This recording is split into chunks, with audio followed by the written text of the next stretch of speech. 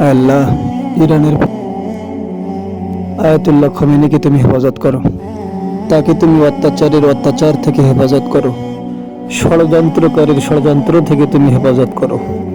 আমাকারু আমাকার আল্লাহ আল্লাহু খায়রুল মাকিরিন। আর সেই সমস্ত মানুষদেরকে তুমি হেদায়েত করো যারা শিয়া সুন্নি বলে মুসলমানদের মধ্যে ফাটল সৃষ্টি করছে। বিশ্বের সকল মুসলমানদেরকে আল্লাহ তুমি এক হওয়ার তৌফিক দাও। ও মাবুদ, কত মুসলমান হকের দাবি নিয়েও মাজলুমদের পক্ষে লড়াই করতে পারে না। মক্কাবাসী সেই মাজলুমদের মতো আজও যেন ফিলিস্তিনিরা বলছে, রব্বানা আখরিজনা মিন হাযিহিল ক্বরয়াতি যালিমি আহলুহা ওয়াজআল লানা মিন লাদুনকা ওয়ালিয়্যা ওয়াজআল লানা মিন লাদুনকা নাসীরা। হে আমাদের প্রতিপালক আল্লাহ, এই অত্যাচারী শহর থেকে তুমি আমাদেরকে বের করো, অথবা তুমি আমাদের জন্য সাহায্যকারী হয়ে যাও, না হয় তোমার পক্ষ থেকে আমাদের জন্য সাহায্যকারী পাঠিয়ে দাও।